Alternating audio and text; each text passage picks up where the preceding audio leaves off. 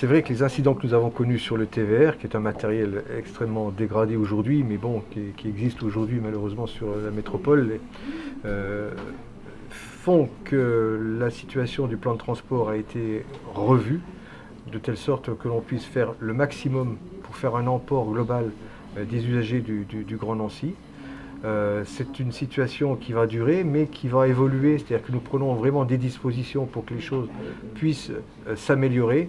Nous allons avoir la livraison de 2 bus neufs qui vont arriver dans un mois et demi, des bus articulés 18 mètres.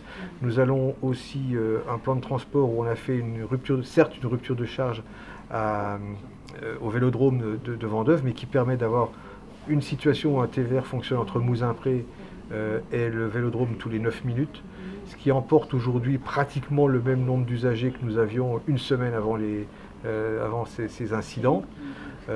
Naturellement, c'est une situation très critique. Nous, on partage l'émotion des usagers, mais en même temps, on fait tout pour que tout se passe dans toute sécurité pour eux.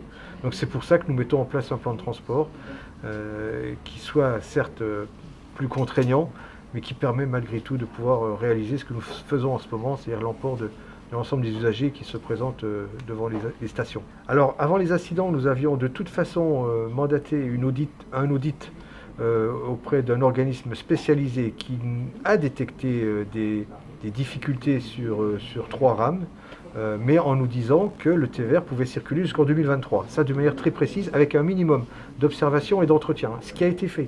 Franchement, ça là-dessus, on ne peut pas revenir, mais sur les 3 rames fragilisées, il s'est passé ce que lui ne se doutait pas qu'il se passe, c'est-à-dire qu'il y a vraiment une rupture aussi brutale, mais tout en sachant que ces ruptures brutales, si elles sont spectaculaires, si elles sont impressionnantes, pour autant, elles n'ont pas débordé sur des catastrophes, heureusement. C'est-à-dire que c'est assez impressionnant, mais en même temps, on n'a pas connu même de blessés légers. Mais malgré tout, ils ont été retirés tout de suite de la circulation. Nous en avons retiré 4 autres qui sont vus comme fragilisés. Et nous avons un organisme spécialisé qui aujourd'hui fait une étude approfondie sur ces matériels pour savoir s'il y a lieu de les réparer ou pas. Mais même s'il ne fallait pas les réparer, nous allons arriver dans les 6 prochains mois à une remontée en puissance des TVR, un par mois pendant 6 mois, ce qui fait que dans 6 mois, nous passerons de 12 actuellement à 18, voire 19 TVR. Chaque usager doit se poser la question, doit regarder le site de Keolis, doit regarder le plan et se dire, mais en fonction de l'endroit où je pars et où je vais, peut-être avec une petite marche supplémentaire, quelle ligne je pourrais prendre? Est-ce que je peux utiliser le vélo Stanlib? Est-ce que voilà, voir toutes les conditions dans lesquelles on peut se déplacer dans cette situation difficile d'une meilleure façon possible, quoi. Et ça, il y a parfois des possibilités que l'on peut avoir. C'est vrai que jusqu'ici, il faut remarquer, c'est la critique que nous faisons, c'est que cette ligne 1 a été vraiment une ligne prépondérante par rapport à toutes les autres lignes du réseau, et donc importante, et donc comme il arrive un prépin, c'est plus difficile à résoudre. Aujourd'hui et demain, le plan des mobilités métropolitain fera que cette ligne 1 sera avec avoir une capacité supplémentaire, mais nous allons renforcer les autres lignes de telle sorte qu'elles puissent répondre à l'ensemble des déplacements des Grands Nanciens.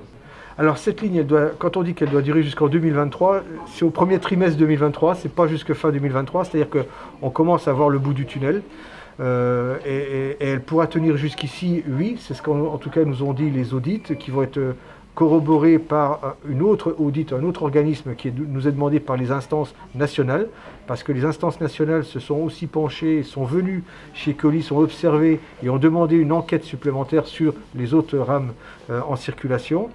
Et donc, on nous a dit, enfin moi j'ai confiance en ça, c'est qu'elle puisse durer jusqu'en 2023. Franchement, moi quand je suis arrivé, il n'y avait pas de commande de nouveaux matériels, il n'y avait pas de remplacement, il n'y avait rien. Donc on était en incapacité de faire mieux. Maintenant, si en 1996, où j'étais déjà élu à Nancy, on avait écouté les quelques voix qui disaient qu'il ne fallait pas ce matériel-là, on ne serait pas dans cette situation, parce qu'aujourd'hui, nous aurions un véritable tram qui durerait encore 10 ans supplémentaires, alors que celui-ci nous a été vendu pour 30 ans, mais il va durer qu'un peu plus de 20.